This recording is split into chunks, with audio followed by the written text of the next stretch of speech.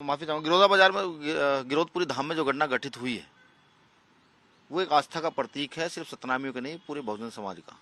जो भी बराबरी में विश्वास रखते हैं, संविधान को मानते हैं, उनका उसमें विश्वास है कि वहां पर हमारा एक तीर्थ है।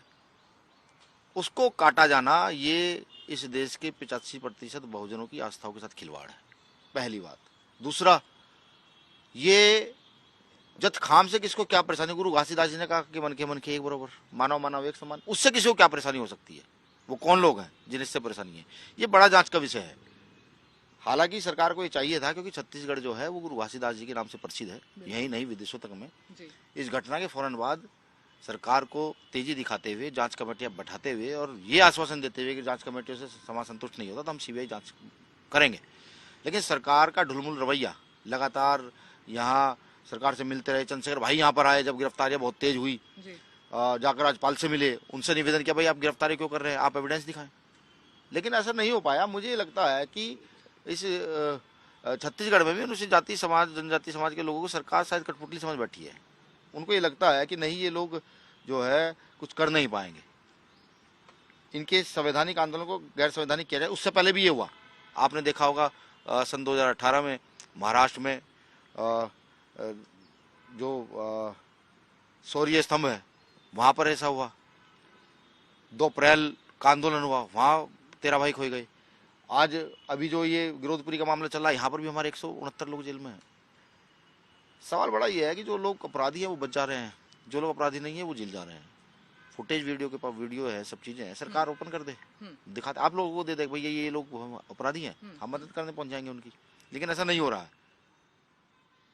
कहीं ना कहीं ये जो भी इंसिडेंट हुआ, जिस तरीके से हुआ, उस तरीके पर सवाल इसी से रिलेटेड, मेरा पहला सवाल था, दूसरा सवाल भी इसी से रिलेटेड है कि शांति का प्रतीक माने जाते हैं गुरु घासीदास जी, और जो पूरा बहुजन समाज है, सतनामी समाज है, उन्हीं के ही प्रिंसिपल्स पर चला आता है, लेकिन उसके बावजूद इतना ज्यादा वायलेंस देखा गया जैसा कभी नहीं देखा गया हो। आपको क्या लगता है कौन थे उस आर्सन और वैंडलिज्म के पीछे?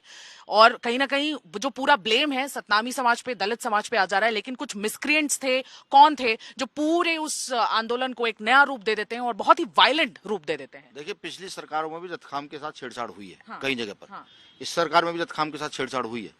बड़ा सवाल यह कि जत्थखाम के साथ छेड़छाड़ क्यों है? कहीं यहाँ पर छत्तीसगढ़ राजनीति ने जत्थखाम को राजनीति का केंद्र तो नहीं मान लिया है? ये बड़ा सवाल है। दूसरा, कि जत्थखाम जो है वो किसी का नहीं है, वो आस्था सम्मान का प्रतीक है। मेरा ये मानना है कि इतने बड़े फेलियर का कारण सिर्फ सरकार हो सकती है।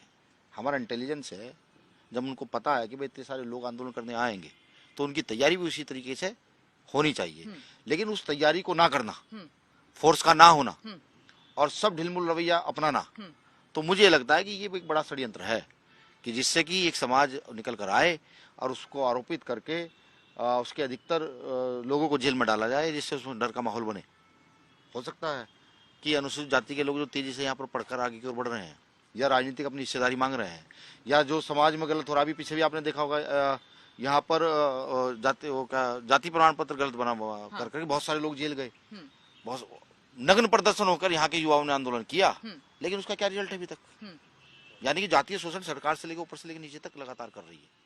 लेकिन कहीं ना कहीं वायलेंस, इतना ज्यादा वायलेंस की जला देना एसपी ऑफिस, कलेक्ट्रेट ऑफिस, ये भी तो न्याय नहीं करता। बिल्कुल, हम तो इसकी निंदा करते हैं। जिन्होंने जलाया वो जेल जाने चाहिए, निर्दोष नहीं।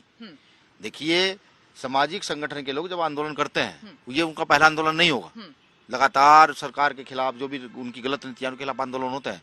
आज से पहले उन्होंने आग क्यों नहीं लगाई?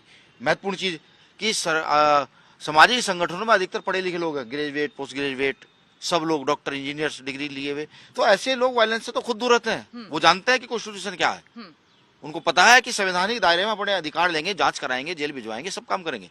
तो मुझे लगता है कि वो लोग वायलेंस नहीं कर सकते। वायलेंस प्री प्लान था।